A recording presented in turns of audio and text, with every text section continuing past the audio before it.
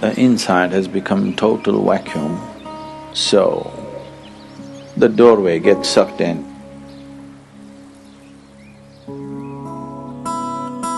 Another way of opening the third eye is you contain everything inside. The first way of doing is the best way of doing.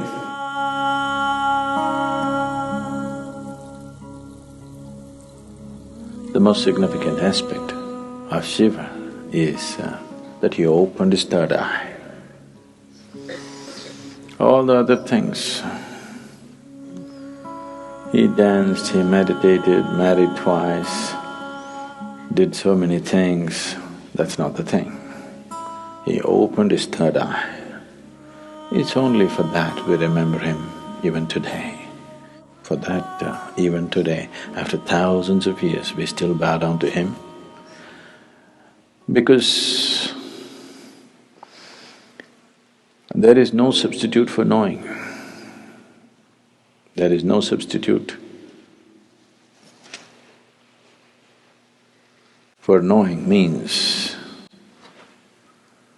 And there is no way to know unless your perception goes beyond your present levels of perception. Unless your ability to see is enhanced beyond its present limitations, there is no way to know.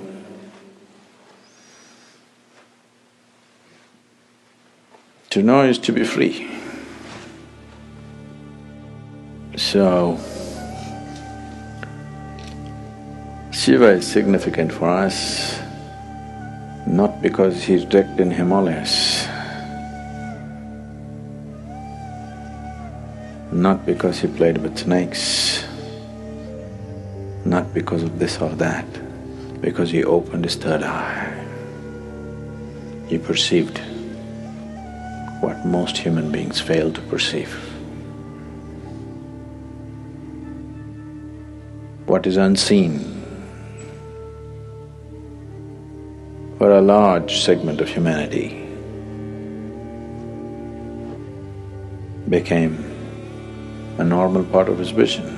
That's what third eye means. So people say, when Shiva opened his third eye, it was a fiery process, fire came out of it. Why they're saying fire is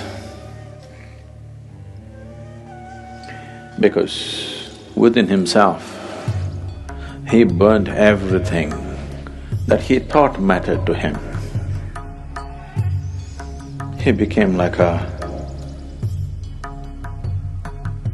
fire chamber, like a kiln, that within himself he burnt everything that can be burnt.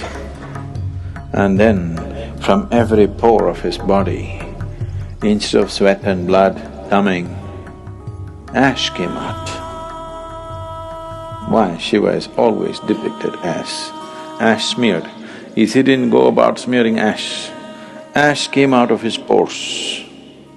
This is to indicate that he has burnt it all. He has burnt every shred of ignorance, everything that one believes as true, he burnt.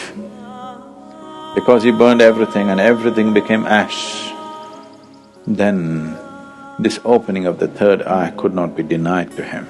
When it opened, people saw fire because the inner chamber was burning. There are two ways of opening the eye. One way is the inside has become total vacuum, so the doorway gets sucked in and naturally has to open. The doorway becomes limp and falls inward because there is nothing. He simply burnt not only his thought, not only his emotion, not just his relationships and possessions, he's just burnt his very being. The individual being is completely burnt out and there's a total vacuum, so the door fell inward and it's open. So people saw fire because it was burning still.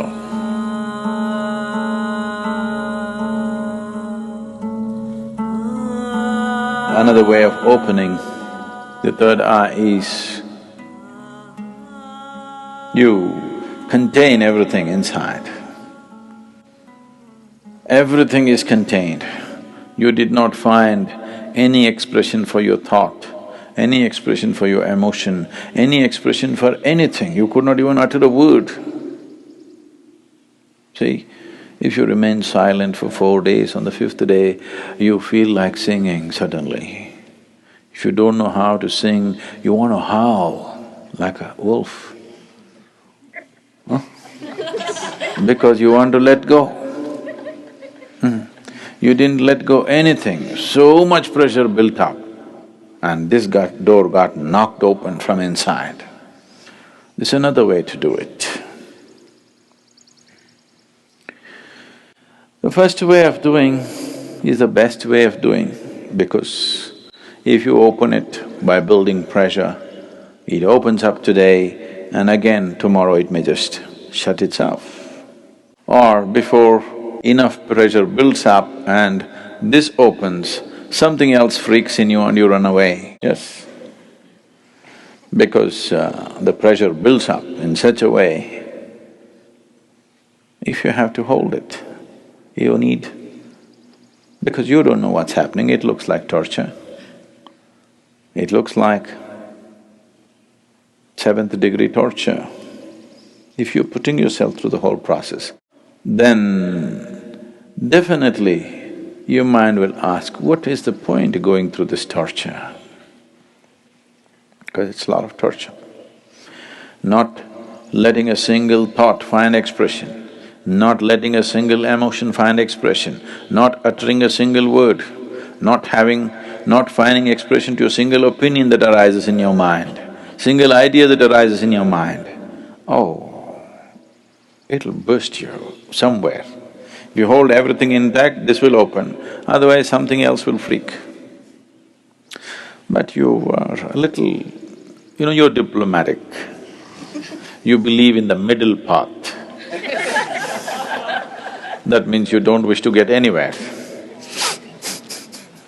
People who believe in the middle path, they're determined not to get anywhere in their life.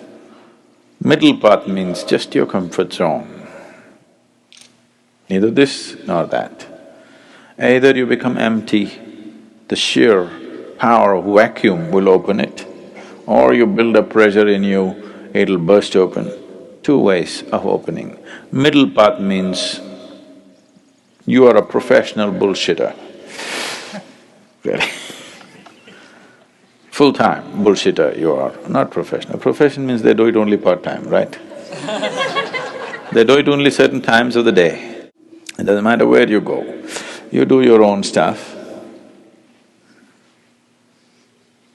Middle path.